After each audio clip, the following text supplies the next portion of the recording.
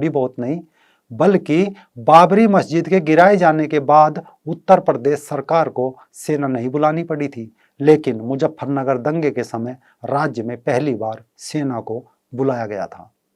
आखिर क्या था दंगा, क्या था उसका कारण जो सेना तक को बुलाना पड़ा था, कैसे पलटी थी प्रदेश और देश की पूरी राजनीति, चलिए एक एक करके जानते हैं। साल 2013 उत्तर प्रदेश में समाजवादी पार्टी की सरकार थी। 2012 में पूर्ण बहुमत में से सरकार चुनकर आई थी। अखिलेश यादव मुख्यमंत्री हुआ करते थे। करीब 68 मुस्लिम विधायक चुनकर इससे एक साल पहले लखनऊ विधानसभा में पहुंचे थे। इन 68 मुस्लिम विधायकों का गुरु हुआ करता था आजम खान। उत्तर प्रदेश की राजनीति और सरकार को हिलाने का मादा रखता था। दबदबा इतना था कि खुलेआम आईपीएस अफसरों तक को जूते साफ कराने की धमकी दिया करता था। इन 68 विधायकों का रसूख ये था कि बाइक पर बैठे सलीम और फारूक भी हेलमेट नहीं लगाते थे। सर पर गोल टोपी लगाई, समझो सारे कागज सामने। पुलिस भी रोकने से डरती थी, पता नहीं किसका मामू विधायक निकले या किसका खालू मंत्री ना हो। हिम्मत इतनी बढ़ चुकी थी कि सरेआम लड़कियां भी छेड़ दे तो पुलिस कंप्लेंट दर्ज तक नहीं करती थी। इसी दौरान मुजफ्फरनगर जिले की जानसठ कोतवाली से करीब 5 किलोमीटर दूर मुस्लिम बाहुल गांव है कवाल, और इसी कवाल से 1.5-2 किलोमीटर दूर एक दूसरा गांव है मलिकपुरा। मलिकपुरा में अधिकांश हिंदू है। मलिकपुरा की एक हिंदू जाट लड़की स्कूल से इसी कवाल से होकर गुजरती थी। जाट इस कारण कहना पड़ा क्योंकि यह पूरा दंगा जाट मुस्लिम दंगे के नाम से जाना जाता है। खैर, लड़की को मुस्लिम लड़कों की फब्तियों का हर रोज शिकार होना पड़ता था। शुरू में लड़की ने इग्नोर किया, लेकिन धीरे धीरे उनकी हिम्मत बढ़ती चली गई। एक रोज लड़की ने पूरा किस्सा जाकर घर बताया। घर वाले मामले को लेकर थाना जानसठ कोतवाली पहुंचे, लेकिन जैसा हमने बताया कि 68 विधायक थे तो उनके खिलाफ एक एफआईआर तक लिखा जाना इतनी आसान बात नहीं थी।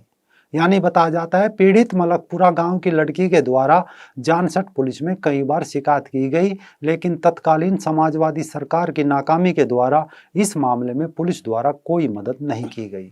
दूसरी तरफ उनकी हिम्मत बढ़ती चली जा रही थी। बताया जाता है 27 अगस्त 2013 को तो शांति दूत रास्ता ही रोककर खड़े हो गए। जैसे तैसे मिन्नतें करके उनसे बचकर लड़की घर पहुंची।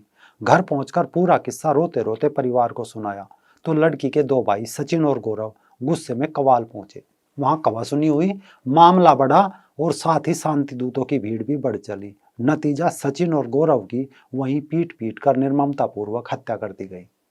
मामला फिर जानसठ कोतवाली पहुंचा। इसमें 7 आरोपी नामदर्ज हुए। मुकदमा संख्या था 403/2013 और वादी थे लड़की के पिता रविंदर सिंह निवासी मलिकपुरा, और दोषी थे कवाल निवासी मुजम्मिल उर्फ बिल्ला, मुजस्सिम पुत्र नसीम, मोहम्मद फुरकान पुत्र फजल, जागीर पुत्र मोहम्मद सलीम, नदीम पुत्र मोहम्मद सलीम, अफजाल और इकबाल पुत्र बुंदू। ये दिन दहाड़े दोहरा हत्याकांड हुआ था। मजबूरन पुलिस को आरोपी पकड़ने पड़े, लेकिन इस धरपकड़ से पहले भी कुछ हुआ था। बताया जाता है जब सचिन और गौरव की लाशों को मुखाग्नि दी गई, उसी दिन शाम को कवाल गांव में शहनवाज की हत्या हुई थी, जिसमें मलिकपुरा गांव के कुछ लोगों ने नामदर्ज मामला दर्ज कराया था। लेकिन दूसरी तरफ 2 युवा बेकसूर लड़कों की लाश देखकर पुलिस का जमीर जाग उठा। तत्कालीन पुलिस कप्तान मंजिल सैनी और डीएम मुजफ्फरनगर थे सुरेंद्र सिंह जाट। इनके द्वारा कुछ मुस्लिम युवकों को कवाल से गिरफ्तार कर लिया गया। ये गिरफ्तारी पूरे मामले में एक प्रकार से फुल स्टॉप था। लड़की के परिजन भी 2 लाशों को मुखाग्नि देकर गिरफ्तारी से संतोष करके बैठ गए।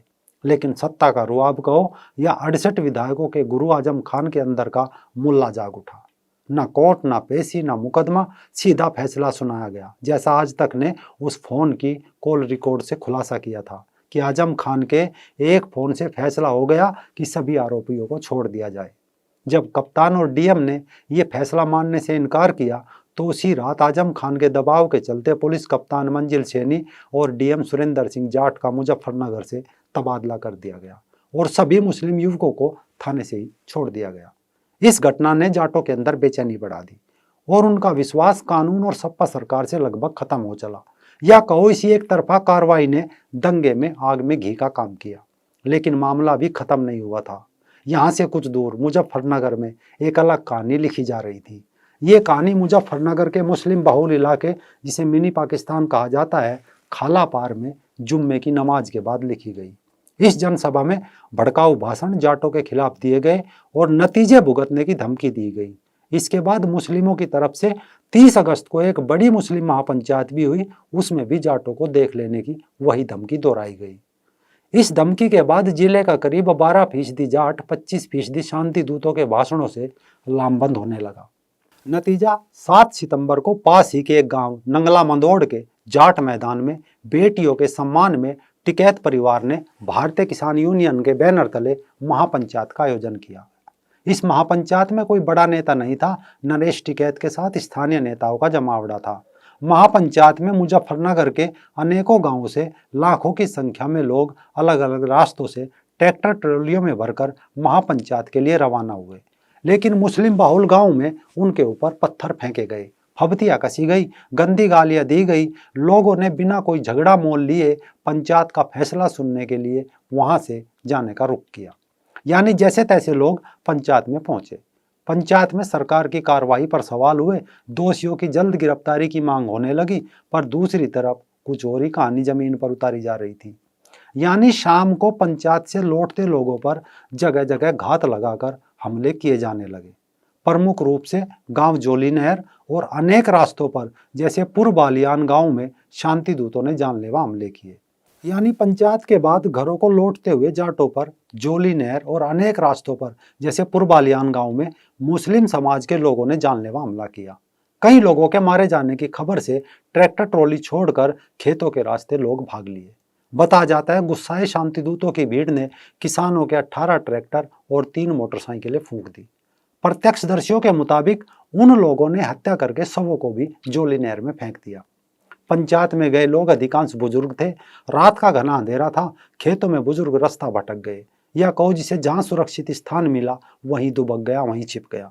अचानक हुए इस हमले की खबर सोशल मीडिया पर तैरने लगी। जिसे जो खबर मिलती उसके लिए वही परम सत्य बन गया। खबर ये थी कि जोली नहर पर सैकड़ों की संख्या में जाट बुजुर्ग, जाट लोगों की हत्या कर दी गई। न्यूज चैनल से लेकर सोशल मीडिया तक अफवाहों का बाजार गर्म हो चला था। इन खबरों को घर में बैठे लोग देख रहे थे। सबने विश्वास भी किया, क्योंकि इससे पहले मुस्लिम नेताओं, मुल्लाओं के बयान और खुली धमकी सब सुन चुके थे। परिवार से पंचायत में गए लोग अभी लौटे नहीं थे। सुबह तक इक्का दुक्का लोग घर पहुंचने लगे। कोई घायल था तो किसी के कपड़े फटे थे, किसी का हाथ घायल था तो किसी का पैर घायल था। ये 8 सितंबर 2013 की सुबह थी। एक स्वाभिमानी समाज के सब्र का बांध टूट गया था, या कहो शिव का तीसरा नेत्र खुल गया था। बहन बेटियों के सम्मान में हल चलाने वाले किसानों के हाथ में शस्त्र आ गए थे। 12% का समाज कहर बनकर टूट पड़ा और देखते ही देखते पूरा जनपद हिंसाग्रस्त हो गया।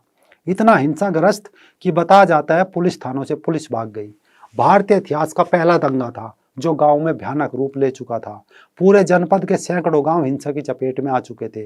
2 दिन पहले सीना ठोक कर देख लेने की खुली धमकी देने वाले शांति दूत अपने घर बार खुले छोड़कर लाखों की संख्या में भाग खड़े हुए, या कहो पलायन कर गए। सरकार से अपने लिए सुरक्षित पनाह मांगने लगे। उत्तर प्रदेश पुलिस बेअसर हो चुकी थी। PSC लगाई गई, पर दंगा रुकने का नाम नहीं ले रहा था। केंद्र की तत्कालीन मनमोहन सरकार और राज्य की अखिलेश सरकार को कोई रास्ता सूझ नहीं रहा था। हिंसा इतना व्यापक रूप ले चुकी थी कि बताया जाता है गांव से मस्जिदें साफ कर दी गई, मदरसे तोड़ डाले गए।